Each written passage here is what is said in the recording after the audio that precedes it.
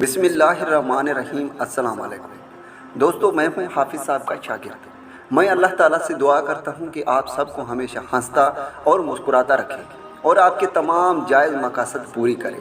दोस्तों, आज जो मैं अमल लेकर आपकी खिदमत में हाजिर हुआ हूँ, ये अमल जिन को हाजिर करने का अमल है।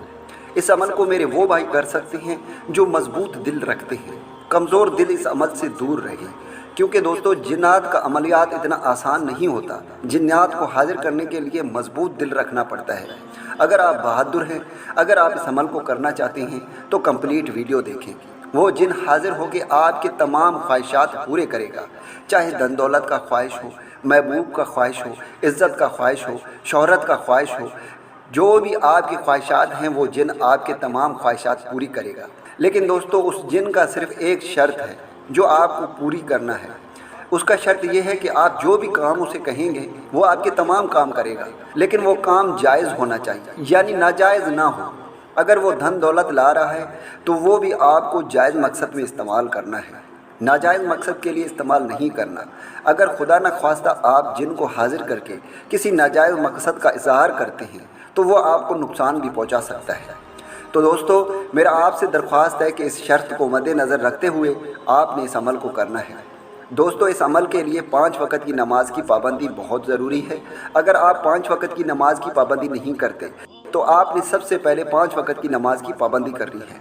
उसके बाद ही आपने इस अमलियात को करना है। दोस्तों, अमलियात बहुत ही आसान है। इस अमल को मेरा कोई भी बहन भाई कर सकता है, लड़का भी कर सकता है और लड़की भी कर सकती है। दोस्तों, इस अमलियात को मेरे वो बहन भाई कर सकते हैं जो 18 साल से ऊपर हो। अगर 18 साल से एक दिन भी आप नीचे हैं तो आप इस अमलियात से दूर रहें, इससे आपको नुकसान हो सकता है।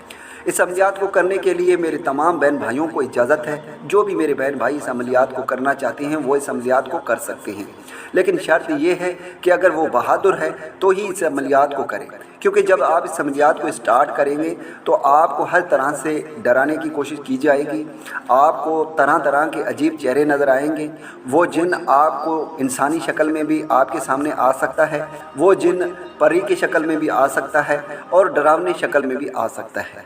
दोस्तों, तो मेरा आपसे दरख्वास्त है कि आप अगर मजबूत दिल रखते हैं तभी इस अमलियात को करें। तो दोस्तों, अब चलते हैं अमलियात की जानिब। दोस्तों, अमलियात में करना यह है कि आपने 1 किलो गोश्त लेकर आना है, चाहे गोश्त बकरे का हो या बकरी का, इससे कोई फ़र्क नहीं पड़ता। आपने 1 किलो गोश्त लेकर आना है। उसके बाद आपने एक बिल्कुल नया मटका लेकर आना है जो बिल्कुल भी नया हो, और फिर आपने एक सुर्ख रंग का कपड़ा लेकर आना है। दोस्तों, इसके बाद आपने अमलियात को स्टार्ट करना है। अमलियात को स्टार्ट करने का टाइम है रात के 12 बजे से लेकर सुबह के 4 बजे तक। इस दौरान आप किसी भी टाइम इस अमलियात को कर सकते हैं।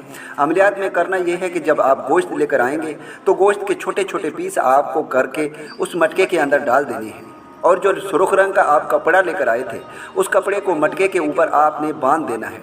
उसके बाद आपने इस मटके को पुराने कब्रिस्तानों में जाकर दफना देना है और पीछे मुड़कर नहीं देखना।